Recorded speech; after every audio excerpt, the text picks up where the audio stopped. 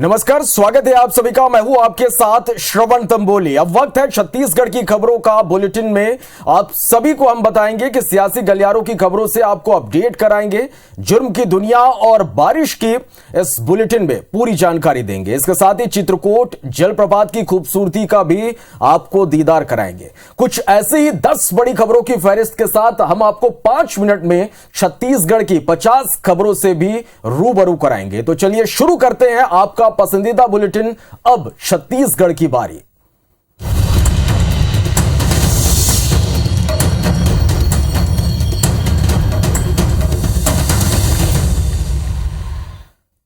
तो छत्तीसगढ़ में विधानसभा चुनाव के लिए 1 साल से भी ज्यादा का वक्त है, लेकिन कांग्रेस ने अभी से इसके लिए कमर कस ली है।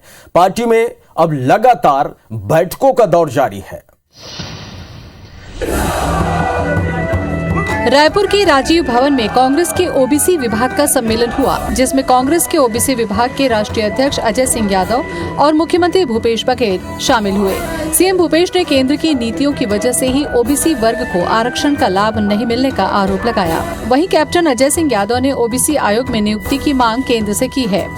सारे जो पद हैं या तो रिक्त पड़े हैं या खाली किए जा रहे हैं। अब एयरलाइंस बेच दिए, कहाँ से आरक्षण का लाभ मिलेगा? राज्य अपने स्तर के ऊपर अपना पिछड़ा आयोग गठन करे, जैसे अभी हरियाणा ने अभी उसका गठन कर लिया है। इसके अलावा सभी प्रकोष्ठ, संगठन और विभागों के प्रदेश अध्यक्षों की पीएल पुनिया ने बैठक ली। इस बैठक में विभागों को निर्देश दिए गए कि वे हर महीने की 25 तारीख को अपनी मासिक बैठक अवश्य करें। छत्तीसगढ़ कांग्रेस मिशन 2023 के लिए अभी से जुट गई है, लिहाजा पार्टी में लगातार बैठकों का दौर जारी है। चलिए बढ़ते आगे। कल राष्ट्रपति पद के लिए चुनाव होना है। इससे पहले आज बीजेपी विधायकों को कुशाभाऊ ठाकरे परिसर में चुनाव की मॉक ड्रिल करवाई गई।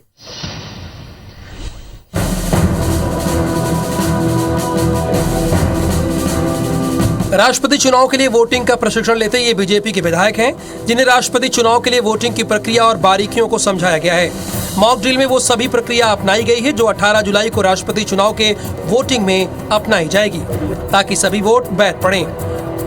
इस बार राष्ट्रीय स्तर से यह तय हुआ है कि 100% वोटिंग होनी चाहिए और जो वोटिंग 100% हो वो वैलिड होनी चाहिए, एक भी वोट रिजेक्ट ना हो। राष्ट्रपति चुनाव के लिए दिल्ली मुख्यालय से प्रशिक्षण लेकर आए चुनाव के प्रदेश प्रभारी शिवरतन शर्मा और सह प्रभारी नारायण चंदेल कृष्णमूर्ति बांधी ने पार्टी के सभी विधायकों से वोटिंग की मॉक ड्रिल करवाई।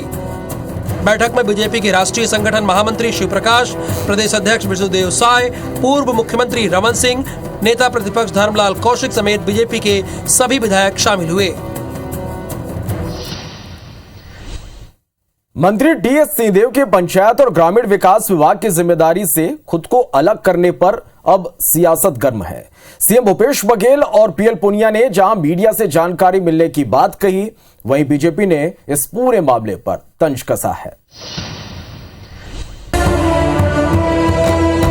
मंत्री सिंहदेव का 4 पन्नों का ये वो पत्र है जिस पर अब सियासत तेज हो गई है। सीएम भूपेश ने जहां सिंहदेव का पत्र नहीं मिलने की बात कही है, वहीं इस मुद्दे पर कांग्रेस प्रदेश प्रभारी पीएल पुनिया का कहना है कि मामले की जानकारी कांग्रेस के महासचिव केसी वेणुगोपाल को दे दी गई है।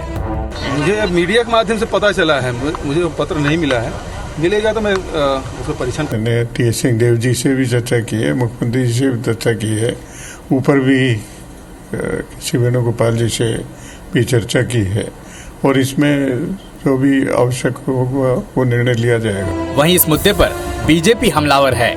कोई इस्तीफा दे दिया है थोड़ा हिम्मत करके, बाकी लोग मन ही मन में आक्रोशित है, नाराज हैं। पीएम आवास योजना और मनरेगा जैसी योजनाओं में सही तरीके से काम नहीं होने का आरोप लगाते हुए मंत्री टीएस सिंहदेव ने पंचायत और ग्रामीण विकास विभाग की जिम्मेदारी से खुद को अलग कर लिया है। सूरजपुर में मां और 2 बच्चों की संदिग्ध परिस्थितियों में जलने से मौत हो गई। महिला का पति ड्यूटी पर गया था और कमरे के अंदर ताला लगा हुआ था। पुलिस अब इस पूरे मामले की जांच में जुट गई है।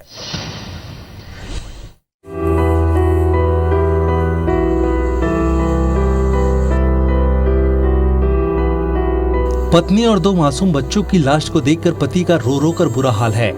ये घटना सूरजपुर के एसीसीएल के जर्री कॉलोनी की है, जहां एक महिला और 2 मासूम बच्चों की आग में जलने से संदिग्ध मौत हो गई। घटना के वक्त महिला का पति ड्यूटी पर गया हुआ था और घर में बाहर से ताला लगा था। घर में आग लगने की सूचना पड़ोसियों को हुई तो दरवाजा तोड़कर तीनों को अंबिकापुर के निजी अस्पताल में भर्ती कराया, जहां इलाज के दौरान तीनों ने दम तोड़ दिया। ड्यूटी जाने के बाद सुधीर पटेल नामक मेरा पड़ोसी दोस्त है, वो हमको फ़ोन किया कि आपके घर में आग दिखाई दे रहा है। तब मैं तुरंत वहाँ से झट से दौड़ा आया। इसमें लगातार उसके पति के साथ इसका विवाद चल रहा था, ऐसा प्रारंभिक पूछताछ पर पता चला है और इसमें अभी मर्ग जांच जारी है। जानकारी के मुताबिक महिला को अपने पति संजीव चौधरी पर अवैध संबंध का शक था। इसी को लेकर आए दिन दोनों में विवाद होता रहता था।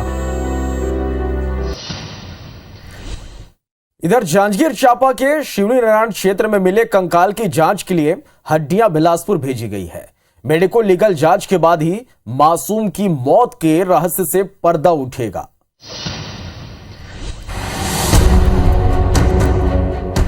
नरकंकाल में तब्दील हो चुकी ये तस्वीर 19 जून से लापता 13 साल की बीबी सिदार की है, जो जांजगीर जिले की खरौद के तिवारी पारा में रहती थी। 19 जून को वो घर से सामान लेने के लिए निकली और लापता हो गई थी। परिजनों की शिकायत पर पुलिस ने गुमशुदगी की रिपोर्ट दर्ज की। इस बीच 15 जुलाई को तिवारी पारा में उसके घर से कुछ दूरी पर तालाब किनारे बच्ची का कंकाल मिला। शरीर का पूरा हिस्सा नहीं था। परिजनों ने उसके कपड़े से पहचान की। कंकाल को पुलिस ने मेडिको लीगल जांच के लिए बिलासपुर सिम्स भेजा है। जब तक मेडिको लीगल की रिपोर्ट नहीं आती है तब तक हम लोग संदेह की तलाश में हम लोग प्रयासरत हैं। मामले की गंभीरता को देखते हुए एसपी विजय अग्रवाल ने जांच के लिए 2 एसडीओपी और थाना प्रभारी समेत पुलिस कर्मियों की स्पेशल टीम गठित की है। मेडिको लीगल जांच से पता चलेगा कि मासूम की मौत कैसे हुई।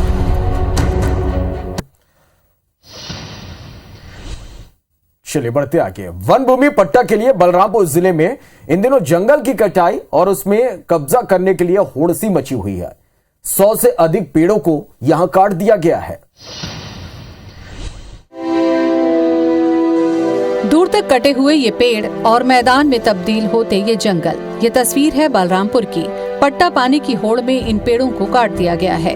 कुसमी वन परिक्षेत्र के बेड़े में घने जंगल के बीचों बीच सैकड़ों की संख्या में लोग पेड़ों की कटाई कर रहे हैं। 100 से ज्यादा हरे भरे पेड़ों को अब तक काट दिया गया है। लगातार कई दिनों से यहाँ पर पेड़ काट रहे हैं और 500 से ज्यादा पेड़ तो अभी भी गिरा हुआ है वहाँ पे। कुछ लोगों ने तो पेड़ काटने के बाद जंगल के भीतर ही खेती करनी भी शुरू कर दी ताकि वो उस पर अपना कब्जा दिखा सकें। मामले में वन विभाग के आलाधिकारी पेड़ कटाई की बात स्वीकार रहे हैं, लेकिन कुछ ग्रामीणों पर कार्रवाई की बात कहते हुए मामले से पल्ला झाड़ रहे हैं। हम लोग द्वारा कुछ पेड़ काट के और कुछ साफ सफाई करके अतिक्रमण करने का प्रयास किया गया है और लोगों को गिरफ्तार करके और कोर्ट चलान की कार्रवाई की। पेड़ कटाई का ये सिलसिला यूं ही जारी रहा तो आने वाले दिनों में बलरामपुर में पेड़ों की संख्या नाम मात्र को रह जाएगी। बालोद जिले के वनांचल क्षेत्र में मौजूद हाथियों का उत्पात थमने का नाम नहीं ले रहा। अंदरूनी वनांचल इलाकों में आगे बढ़ते हुए हाथियों का दल लगातार ग्रामीणों को नुकसान पहुंचा रहा है।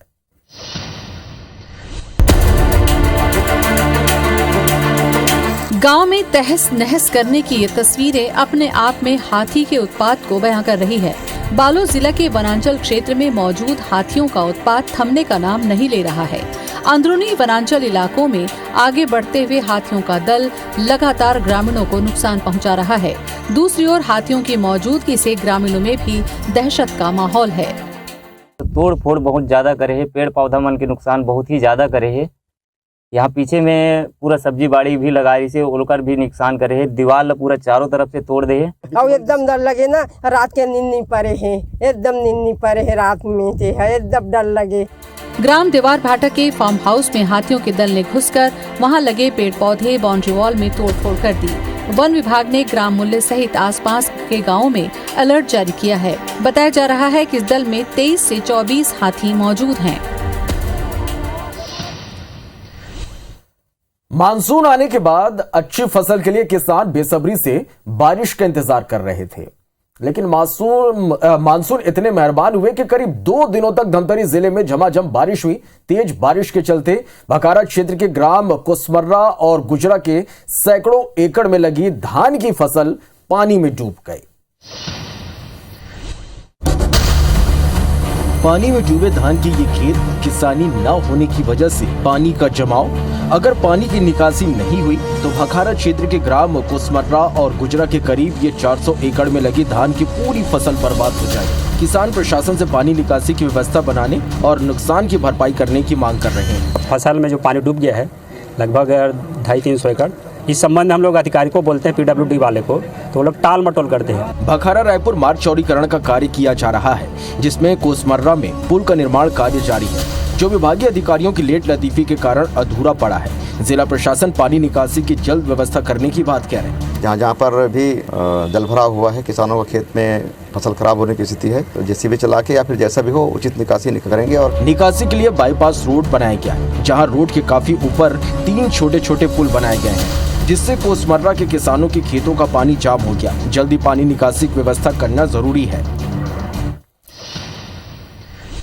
चलिए तो छत्तीसगढ़ में इन दिनों मानसून अपनी पूरी ताकत से बरस रहा। प्रदेश में हर जगह अच्छी बारिश से जनजीवन अस्त व्यस्त है। नदी नाले उफान से शहर से संपर्क टूट चुका है।